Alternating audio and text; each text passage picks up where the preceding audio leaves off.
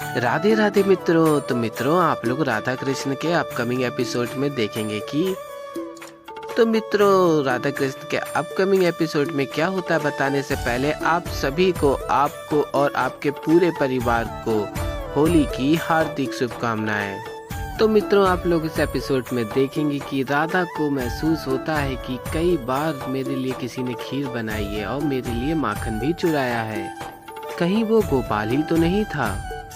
और फिर मित्रों आगे देखेंगे कि पार्वती जी कहती हैं कि राधा भी ना एक तरफ शाम को विश्वास दिला देंगे कि राधा गोपाल से ही प्रेम करती है, और दूसरी ओर शाम के ही द्वारा राधा को माखन चोर का भी स्मरण करा दिया, केवल इसलिए कि गोपाल ही कृष्ण है। राधा को सब कुछ स्मरण आ रहा है। और फिर मित्रों आप लोग आगे देखेंगे कि राधा गोपाल को हर जगह ढूंढ रही होती हैं और गोपाल उनके पीछे ही डुक डुक के चल रहे होते हैं। और फिर राधा परेशान होकर एक दुकान वाले से पूछती हैं कि तुमने गोपाल को देखा? और फिर कहती हैं क्या हो गया है सबको, ऐसे कैसे नहीं देखा, प्रतिदिन यहाँ से आता जाता होगा, यहीं पास में रहता होगा ना, और आप कह रहे हैं आपको नाम भी नहीं पता। और फिर दुकानदार कहता है कि अरे मेरे पास कोई एक ही काम थोड़ी है कि मैं सिर्फ एक ग्वाले को ही देखूं। और फिर राधा कहती हैं कि सुनिए, वो कोई ऐसा वैसा ग्वाला नहीं है, वो बहुत ही प्यारा है, भोला है और बहुत ही विशेष है। जब कभी मिलाऊंगी ना तब पता चलेगा कितना विशेष है। और फिर आप लोग आगे देखेंगे गोपाल ये सब देख रहे होते हैं और कहते हैं अरे वाह, मेरे लिए हर किसी से लड़ रही हैं, वाह वाह, प्रेम तो प्रतिदिन बढ़ता ही जा रहा है। और फिर आगे राधा कहेंगी मुझे ऐसा क्यों प्रतीत हो रहा है कि गोपाल आसपास ही है। और फिर राधा कहेंगी गोपाल को ढूंढना इतना कठिन क्यों है। और तभी गोपाल राधा के सामने आ जाता है और कहता मुझे ही ढूंढ रही थी ना। और गोपाल कहते हैं हृदय से नहीं ढूंढ रही थी ना, हृदय से ढूंढेंगी तो हम पास ही हैं, हृदय से नहीं ढूंढेंगी तो हम बहुत दूर हैं। और फिर राधा कहती है क्यों, मैं हृदय से नहीं ढूंढ रही थी। और गोपाल कहता है नहीं, आप नेत्रों से ढूंढ रही थी, आप हृदय से ढूंढ के तो देखिए ना, गोपाल आपको मिल ही जाएगा। और गोपाल ही नहीं, गोपाल में और आपको कोई दिख ही जाएगा।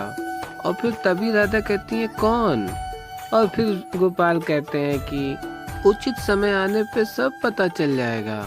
और मित्रों आप लोग आगे देखेंगे शाम एक नई योजना बनाता है और असुर गुरु शुक्राचार्य की सहायता लेता है और कहता है असुर गुरु शुक्राचार्य, मुझे आपकी आवश्यकता है, आपका एक शक्तिशाली असुर मुझे मेरी सहायता के लिए भेजिए। और तभी लक्ष्मणा कहती है ये स्वर कहाँ से आ रहा है शाम।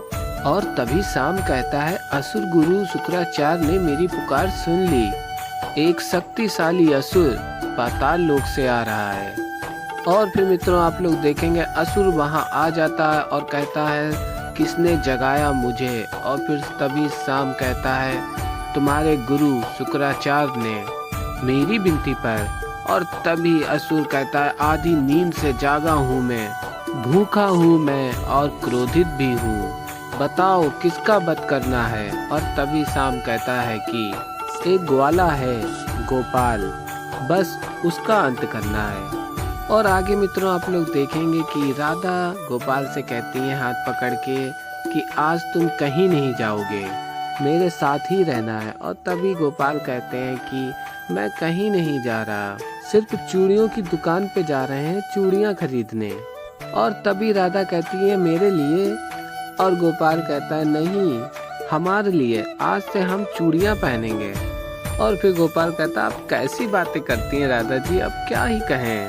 और फिर आप लोग देखेंगे मित्रों कि गोपाल राधा को चूड़ियों की दुकान पे ले जाते हैं एक, और वहाँ कितनी सारी चूड़ियाँ देख लेते हैं लेकिन राधा को पसंद नहीं आती हैं। और फिर गोपाल कहते हैं कि एक मुद्दे की बात बता रहे हैं आपको, ध्यान से सुनिएगा, कभी कोई स्त्री के साथ खरीदारी करने मत जाइएगा, अगर जाना ही पड़े तो बहुत ही धैर्य रखना पड़ेगा, द्वापर युग में ही कह रहे हैं। और मित्रों आप लोग आगे देखेंगे कि शाम लक्ष्मणा से कहता है यही तो योजना है कि जब असुर गोपाल पे आक्रमण करेगा मैं छिप के उसकी मदद करूंगा और फिर असुर को मारने का सारा श्रेय गोपाल को जाएगा।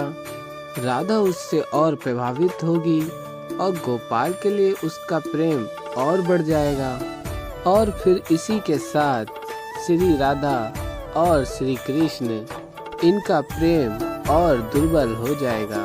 और तभी आप लोग देखेंगे कि असुर वहां आ जाता है और सब तरफ भागम भाग हो रही होती है। और तभी गोपाल कहते हैं, क्या बात है, यहाँ आक्रमण होने जा रहा है, इनको कोई फर्क ही नहीं है, खरीदारी इतनी महत्वपूर्ण होती है।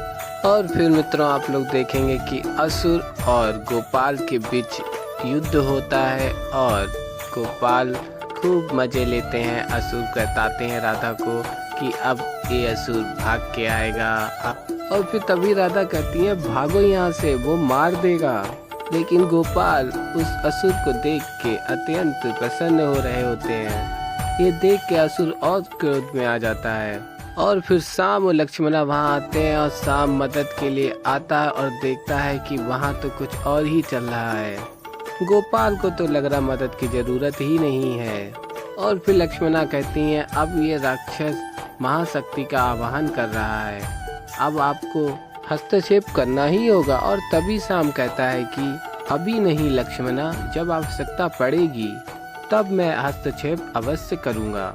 और फिर मित्रों आप लोग देखेंगे कि गोपाल उस असुर को मारने ही वाले होते हैं और उस असुर को गोपाल के वास्तविक रूप का अनुभव भी हो रहा होता है। और तभी राधा गोपाल को मारने से रोकती हैं, कहती हैं, गोपाल रुको, मत मारो उसे, यदि ये शांति और प्रेम का वचन दे तो अभय दान दे दो। और तभी मित्रों आप लोग देखेंगे कि वह असुर भी गोपाल से कहने लगता है कि अभय दान प्रभु, मैं सत्य और प्रेम का वचन देता हूँ और यह जो हानि हुई है मैं उसे पुनः ठीक कर दूंगा प्रभु, अभय दान प्रभु। और तभी मित्रों आप लोग देखेंगे कि गोपाल उसको छोड़ देते हैं और वह सब कुछ पहले की तरह ठीक कर देता है जो हानि हुई होती है। और फिर मित्रों गोपाल दादा से कहते हैं, आज तुम्हारे कारण उसे सुधरने का अवसर मिला राधा जी। और तभी राधा कहती है, भूल सबसे होती है लेकिन सुधरने का एक अवसर अवश्य मिलना चाहिए। तभी गोपाल कहते हैं, ये सब कहाँ से सीखी हैं? और राधा कहती है, पहले ये बताओ इन असुरों का सामना करना किसने सिखाया? और तभी गोपाल कहते हैं, ये ना राधा जी, ये शक्ति सब में होती है लेकिन भय के कारण ये शक्ति नष्ट हो जाती है। इस भय को नष्ट कर दीजिए, शक्ति इतनी होगी संसार में किसी भी असुर का अंत हम कर सकते हैं। और तभी राधा कहती हैं, लेकिन तुमने तो उसे मेरे कहने पे छोड़ा, क्या इसका अर्थ है कि तुम मुझसे प्रेम करते हो?